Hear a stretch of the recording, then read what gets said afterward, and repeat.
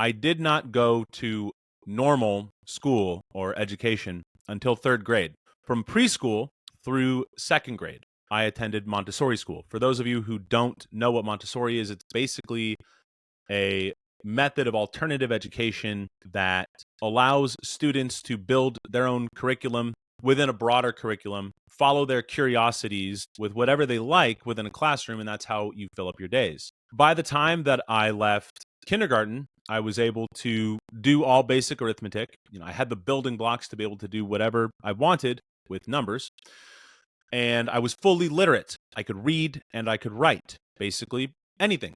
Now, mind you, I was limited by powers of comprehension for a 6-year-old. I could, or a 5-year-old, or however old I was. I could read a book, I could keep up with the basic plot, but I wasn't picking up any advanced themes. It's a much different experience as a 33-year-old with a fully formed prefrontal cortex, etc., and some life experience. So what this looked like then for me was basically all day in the first and second grade, I would just do whatever I wanted, which largely included sitting off in a corner when I wasn't writing little plays with my playwright creative partner and then making everybody watch us perform them, or the odd dissecting of a frog. It meant that I would be sitting in a corner devouring as many books as I possibly could. Back then, this would be The Hardy Boys, Boxcar Children, Animorphs, Goosebumps, and then later on I got into Harry Potter, The Hobbit, etc. Now, around the time that I got into the third grade,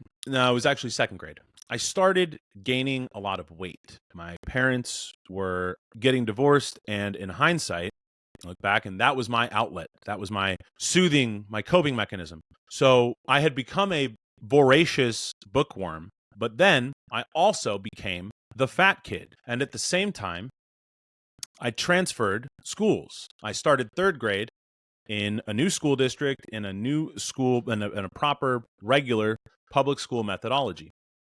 And the habit that I had of spending all my time reading was not about to be interrupted by whatever curriculum the public school was trying to teach me. So I would bring a gigantic stack of books into class, put them on my desk, and while the teachers would be teaching, I would just be blatantly, flagrantly, heads down, reading.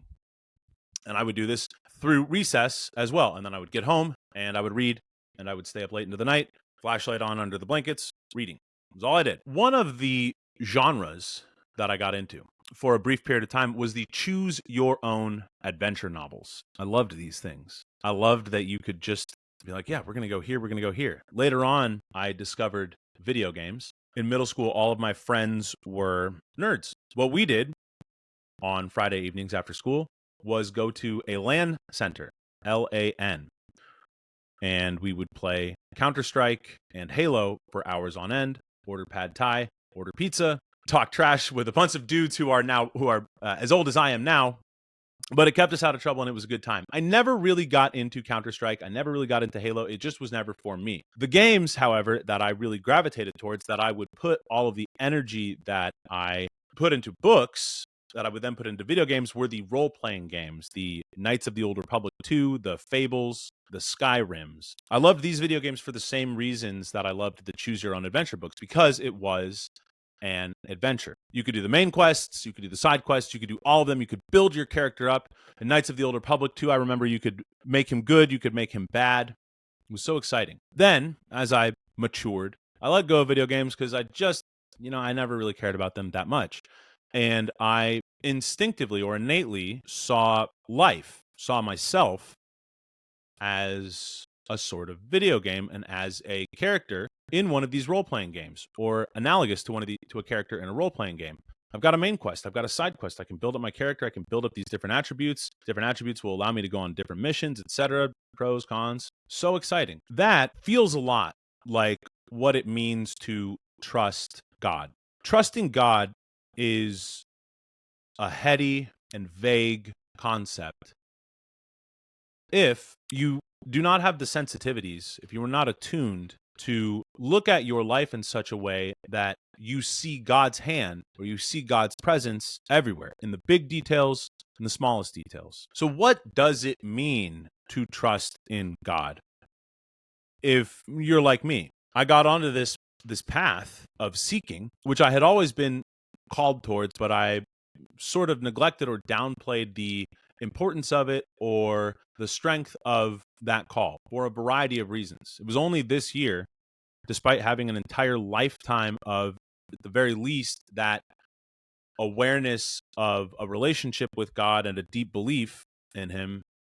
It wasn't until this year that I started saying God loudly and proudly, because in a lot of ways I felt shame around admitting that, but I also had a tremendous amount of arrogance, unknowing, unwitting arrogance, that my life was already going pretty good. What did I need to investigate or study God for? Because I already had this connection. If it's intuitive, I already know everything that I need to know, right? Well, I was very wrong. The first time that I ever had a friend mention anything about trusting God, I looked at this dude like he had 3 heads. So I did not get the coronavirus vaccine, any one of them, at any time. If I may allude to one of those series, one of those books that just lit my soul up and continues to, Harry Potter. I am a pureblood. Nevertheless, in the early days of the coronavirus, in season 1, early in season 1, I was taking it very, very seriously. And that's not to say that it shouldn't be taken seriously. It's just to say that I was the only person. For example, I was in Manhattan the day that the whole world basically shut down. I was the only person in Manhattan wearing any kind of mask. And it wasn't any regular kind of mask. I had the full P100.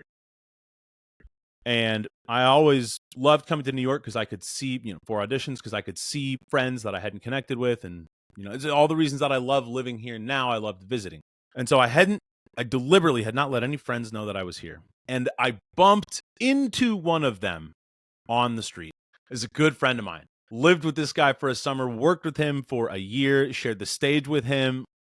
He's my soul brother. And I knew that he was hardcore. He was a hardcore God guy. Could never fault him for that, but I never really, it was a big blocker for me. I was like, how do people end up like that? I never got it. And so he invites me up to his room. He's like, hey, let's go, because he was working at a prestigious place here in the city, and they had given him very fancy lodgings that happened to be right next to where we were. And he's like, hey, come up and see my sick spot that they gave me. It's got an awesome view. Let's smoke a bowl and hang out, dude. And I was like, I'm not supposed to I'm not talking to anybody, but I was like, okay, fine.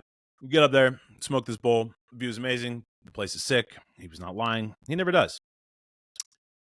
And on the way out, I'm like, dude, this coronavirus thing, it's going to be crazy. Your show is going to get shut down. And you need to get on preparations and be extremely paranoid. My stonedness definitely made what he said after that hit me extra hard and make me look at him like he was really insane. But I think that I might have had that same reaction totally sober. He was like, looked straight into my eyes. He was like, dude, never heard him say anything so convicted. Something along the lines of, I am not worried at all because I trust God. It's in God's hands and I don't need to worry about it. I was like, dude, you are out of your mind.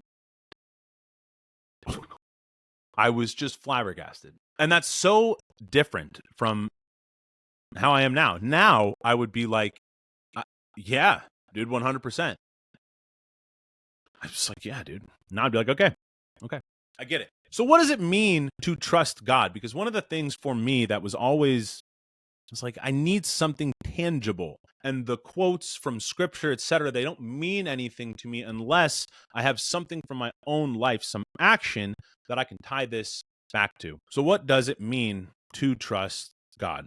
First, we've got to understand that trusting in God alone is not enough, because with that trust, you still have to take action. You still have to go and do things. And it is in the doing of those things that you hold that trust, and then you are aware of indicators that that trust is well placed. So it's easy to trust in God when life is going really good, when you are winning, when you're on a hot streak. You're like, yeah, of course, I'm totally blessed and highly favored. But it's when things are not going the way that you want them to that your trust matters the most. So one of the things that trusting God requires as a prerequisite is the willingness and the ability to see problems as possibilities. And it requires that you give gratitude. Because again, it's easy to give gratitude when everything is going great. But when things are hard, your gratitude counts more. And when you give gratitude in those low places, you build your trust. And you also change your frequency. You elevate your consciousness when you give gratitude when times are hard and for the things that you are struggling with. Think about if you were to win the Powerball. So, in addition to being a fat kid, I was also poor. But with that poorness, I grew up very close to and then went to school with, especially in middle school, very affluent peers, say the children of people who would be on the Mount Rushmore of successful NFL legends, Hall of Famers, business tycoons, etc. And so I would go to their houses, go to their parties, and then if I wanted to go, get in some nearby nature, I would go walk in this place called the Highline Canal, which beautiful spot, but then adding to the beauty would be, oh, look at this enormous castle over here. Look at this beautiful villa, etc. and so forth. And so part of my, in addition to food, part of my self-soothing in my imagination would be just to pretend that I was fabulously wealthy, that I just got $100 billion all of a sudden in my bank account. And so think about that. If you were to get $100 billion in your bank account, who are you going to hook up in your life? Who is going to get invited on one of the many private jets that you buy? Your ride or die friends or your fair weather friends? It's not that different, us to God. We are only fair weather friends if we are giving gratitude and trusting when things are going well. So why would we be rewarded? Why would our trust be well placed if we are only trusting and giving gratitude when things are going good? God is not going to reward a fair weather friend, just as we would not reward a fair weather friend. But this still doesn't tell us totally what trusting God looks like. We know that you have to be able to reframe problems as possibilities and that you have to give gratitude. Giving gratitude might look something like this. When I was 19, it was not my first time in the hospital from booze, although this one was not from alcohol poisoning. I woke up in an Italian hospital. This was my first time in Italy, my first foray into the opera world. I woke up in an Italian hospital, still very drunk. And I reached for the little cart and I was like, oh, I can't use my arm. My arm does not work. Come to find out, I needed to be transferred to a different hospital that had a neurological center because in addition to my broken collarbone, I had a massive wound on the back of my head that resulted in a tremendous concussion as well as a cerebral hemorrhage. So yes, my brain was cut. In this Italian hospital that I got transferred to, I was sharing a room with 3 80-year-old men, invalids. Nobody who worked at the hospital spoke any English, and I did not have my caveman Italian then. I had no method of contacting anybody. I had one phone call with my mother where I heard her voice and I just broke down sobbing.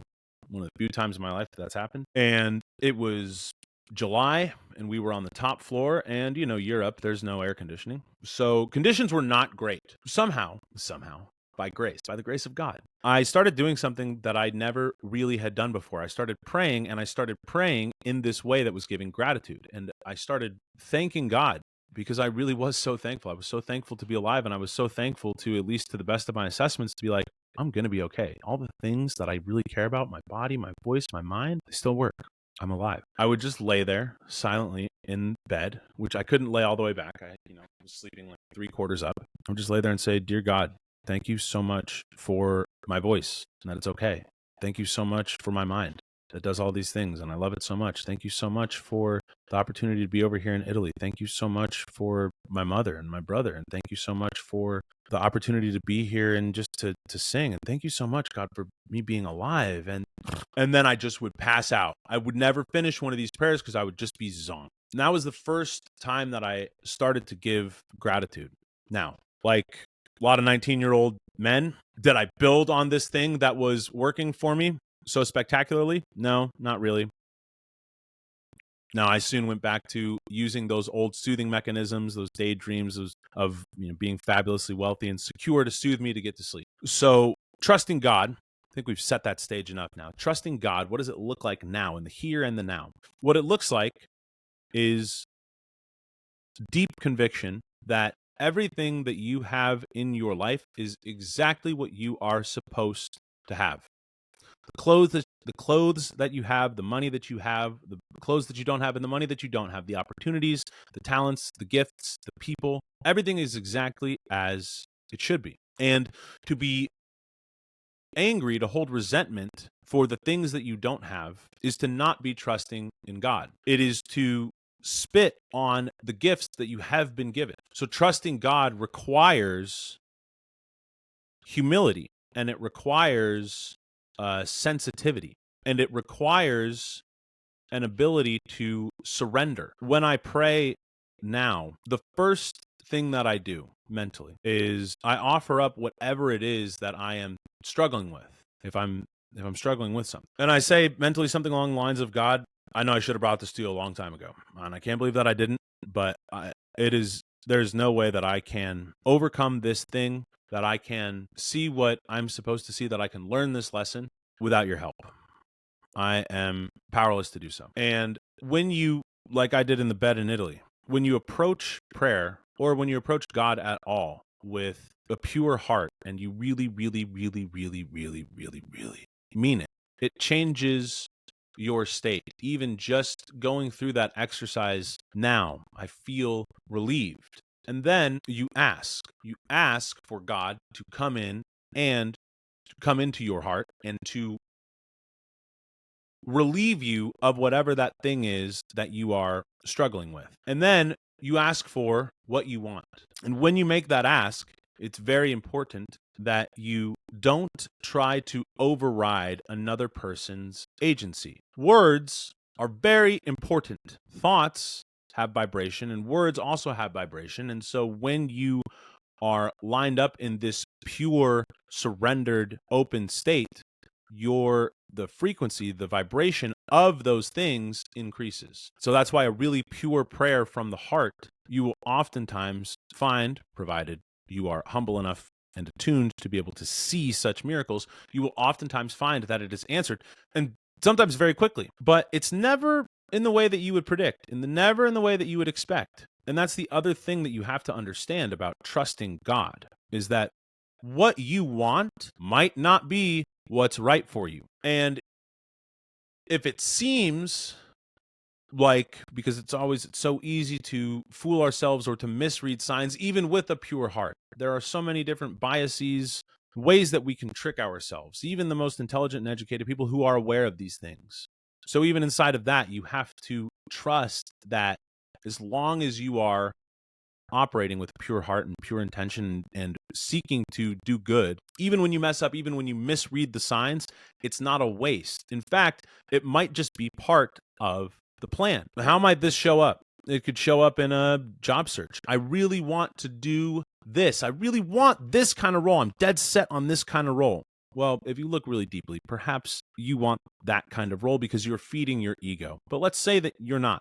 Let's say that you really are going after it, and it feels like it might be right for you. And another opportunity comes your way after you have been incredibly resourceful and you have done everything that can be possible. As Lyndon B. Johnson says, if you do everything, you'll win. Let's say you do that, but you don't win, at least not according to your scoreboard. You get another opportunity, and you take it because you feel like you have to. And even though you know that you shouldn't, or maybe you're not aware that you're even doing it, you hold resentment for it. You're not grateful for this thing. Well, you should be grateful for it. But once you open your mind and your heart and activate those sensitivities and that awareness, you might find, oh, it's actually perfect for you. Or maybe it's not, but maybe you take that job and you meet the love of your life. You meet your absolute soulmate, your ride or die. Well, if you had gotten that first job that you thought that you wanted, that you thought was right for you, you weren't going to get that. The only way that you were going to get that thing that was the most right for you, that you needed the most, was if you landed in that spot that you would have sworn was not for you. But it turns out it actually is exactly for you. It's more right for you than you ever could have predicted. I had an experience last week that relieved me entirely of a lifetime of materialism and believing that the only way that I would be worth anything in anybody's eyes was by being wealthy and by being famous and by being this or that. I had a brief conversation with somebody who was a stranger and they invited me to what to me felt like an intimate gathering in their home. And I was thinking about what to bring because, of course, I'm not going to show up empty-handed. And my default was I was like, you know what? I'm going to prove my worth. I'm going to show how whatever I am, how grateful I am by buying the most expensive bottle of wine that I don't drink, so I'm not going to taste it, that I possibly can. Because I'm not going to show up empty-handed. But I'm also trying to be more fiscally responsible. I don't have any kids. I don't have a wife. I'm not building a family right now. It's just me. So a lot of times I feel like I don't really have, I take my life seriously and I'm very much on a mission, but I give myself a little bit of liberty to act irresponsibly. And I was like, no, okay, we're not going to do that. And then I thought about showing up with a carefully picked but less expensive bottle of wine. And I put myself in the shoes of the hosts and of this person who invited me. Would I care about the bottle of wine? How expensive it was? No. I would be just so touched that somebody would get out of their comfort zone, would be definitely, admittedly, a stranger and out of place in such a situation. And that they would show up no less with a gift, trying to contribute and making sure that that gift was something that would fit in with the celebration. I wouldn't care at all how expensive that bottle of wine was. And in this moment, I felt all of my attention and energy that I had ever given to those self-soothing dreams of being on a mega yacht and lulling myself to sleep, or being in a huge castle in the middle of a blizzard, safe and protected, that I would only be lovable if I had $1 billion and the whole world knew my name. I felt all of that go away. And for the first time, I realized I felt what it would be like to just be okay, to be lovable, to be accepted as I am right now. A lot of parts of my life are lined up and organized and awesome. Other parts of my life are in total disarray and chaos. And I keep myself from putting myself out there in a lot of ways that I would like to, because I'm like, once I get these things in line, then I'll go do this thing that I can't stop thinking about and that my soul is just absolutely calling for me to do. And this experience lifted that from me. And I started to see for the first time, I was like, I'm okay. I'm okay exactly as I am right now. That in itself requires a lot of trust, because if my entire worldview, my entire self-view gets turned upside down in this moment, that could be pretty jarring. But for trust, I would be lost. But because I have trust, it gave me more power. It accelerated me. My load was so lightened that now I can go further and faster and with less cost. I don't need to wait because I'm already good. I'm already ready. And whatever I go and do is part of God's plan. I'm no longer chasing or pedestalizing something that isn't God. Because if you are chasing or pedestalizing something that isn't God, then you are de facto putting something above God, which means that you are not trusting in God. So let's say that I do get, and because this does happen, this is part of how I built my belief that God knows who I am and that miracles are real. Because when you put your mind to something, when you send out that prayer with deep and pure intention, it will come true. This is how I came to be so careful about what I pray for, what I ask for, when, and that I don't involve anybody else's agency in it. I pray for that what I am doing, that where I go is right for me, and that if another person is involved, that where they go is right for them, and that we are together or on this path as long as need be according to God's will, and that God keep his hand in whatever this project, this venture is on us together and separately to that end. And so now with that release, I'm like, well, if I don't have to chase money, if I don't have to chase fame, I can just focus on the work that I feel so called to, that lights me up. And it's gonna be okay. There are more riches than money. There are more riches than fame. And if I trust in those things and I make those things my God, then I might get them. I will get them. But then my entire identity is based in those things. And then what happens when they get pulled away? Because one thing that is absolutely certain, the minute that you feel like you are on top of the world, untouchable, can do no wrong in any area, you are going to get a test that is going to rattle you and everything that you believe. Because we are constantly getting tested up until we draw our last breath. Through our last breath, we have to keep our thoughts and our hearts and our minds on God and on this trust. New levels, new bosses. Back to video games. It's like there's always going to be a test. But if you trust in God, You will fare better in those tests, and your tests will be different. Not knowing the outcome can feel very scary. But even if your trust is not in God, you can never know the outcome anyway. So it's a bit like Pascal's wager. Is it better to believe in God and find out that there is no God? Or is it better to not believe in God and find out that there is a God? So you can set your sights on an outcome and have that outcome be, as far as you can tell, delivered from or indicated by God. And instead of making profit or fame or success your God, because those things do have utility, because we do live in at least what appears to be a material world. So if you are drawn to those things, let's leverage the power of words and thought and heart and prayer to make sure that they work for us. Instead of saying, I'm going to do this because I can make this much money, take a step back and ask yourself, how is this thing that I'm doing serving God? How is it glorifying God? How is it using the skills, the perspectives, the gifts that I uniquely have to wake other people up to God in their life, to what their purpose might be? How is it going to help others do what they are uniquely built to do? And then if you say, you know what, if I get this much money, then I can give back this much, then I can do this, then I can do this. That gives you a very different vibration, a very different frequency than if I do this, then I can just get out to an island, go to my yacht, never talk to anybody again, and just hibernate. Just live alone, not serve anybody. Me. For all of these ideas about trusting God, if you're like me, you need to know more than intellectually, more than knowing it here. You need to know it here in the heart. You have to have experience with it. So if you will open up your sensitivity, open up your heart and your mind, and start to see problems as possibilities, ask God for something. Trust that it's going to be okay, whatever happens. I invite you to do this.